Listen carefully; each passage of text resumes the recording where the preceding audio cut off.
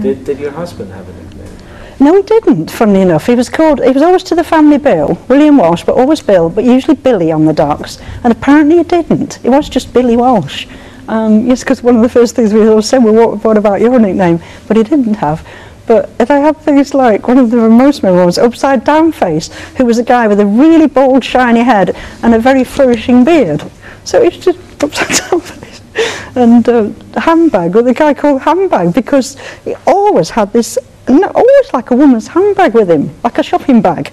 And people used to wonder what he took home in it, because there was a certain amount of things disappeared off those things.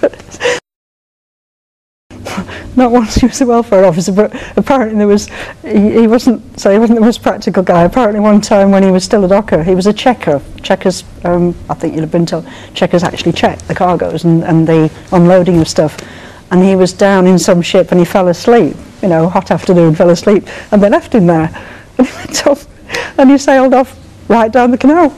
And he had to find his own way back. And people just found things like that funny. I mean, they found things like that a bit of a joke. They had the, on Trafford Road there, all gone now, but they had the, they actually had built a Salford, a Dockers Club, as a social club, opened by the Queen, I think in 1965, I think. But he organised the societies and the games they played and the tournaments, everything like that. He organised. They also had things like, there was a strong West Indian element here, so they had a cricket team. And they did also have, I don't know if you've met any of those, I think some of those would not maybe know about this now because they tend to live in Old Trafford and that sort of area. But they had things like, if they were very good, they would perhaps bring the odd brother or neighbour in or something who wasn't a docker, who would swell the, you know, the Docks cricket team to help a bit. All sorts of things went on like that, all kinds of things.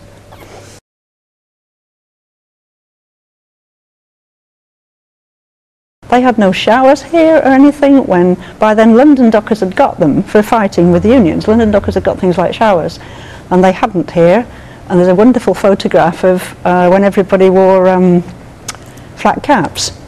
And if they were addressing a meeting, you know, you have to stand above people, don't you, or they won't see you, so they'd be on like an open cart or something.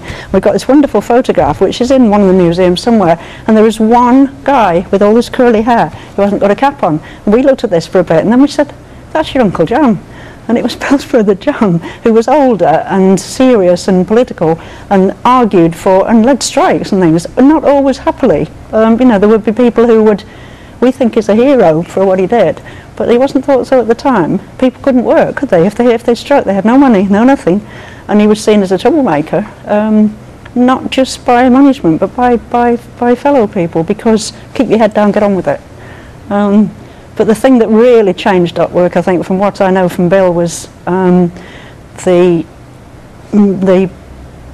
actual making of the National Dock Labour Board, which, you know, you just about where dockers just were in pens of people like cattle, begging for work. They'd have something like £0.50 in a matchbox or something, slip it to a foreman. His own father in the war, he said, it broke him. He said his own father, he would come 5 times a day for work. Come first thing in the morning, come after, come at lunchtime, come in the afternoon, come in the evening, and for no work, with a family with no work, in the 30s, when you know, when the depression was really bad in the northwest, the northeast. They were making cars in the Midlands, they were doing well, but not here. And when people had the means test everything, when they had very, very hard lives, didn't have enough to eat, his dad said. And his dad said one of his big memories was being at school where some teacher said, oh, you know, when they used to make maps pink with the British Empire, and he said, all this in pink is ours, this teacher said. And Bill said he looked at his own thing. I don't think he'd even got shoes on hardly, and he said his, you know, shirt hanging out of his pants. They'd have just trousers, no underpants, nothing, they didn't wear anything. And he said, even as a kid he thought, that can't be right. You know, all this in the world is ours, and I've got nothing. Yes, I think we've rather wasted our, when you look at Germany and places which, and even London, where canals and rivers are working things, I think we've rather wasted ours. We've got something like 2,500 miles of canals, and all right, you know, they have a function very much as a leisure thing, but we could do, I think, and maybe will in the future. I think they could come into their own again quite a bit with they're such a good way of moving stuff. Apparently you can move on one sort of barge, you can move about 70 lorries load of stuff.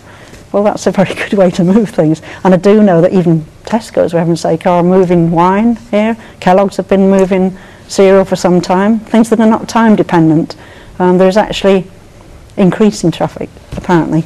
And I think they, you know, they still have a future, hopefully. I think we will begin to look again at I think that there has been a bit of piecemeal looking at it, but not seriously enough. I mean, if you go to somewhere like Birmingham and you see their whole network of canals, we could do more, and I think will, probably in the future.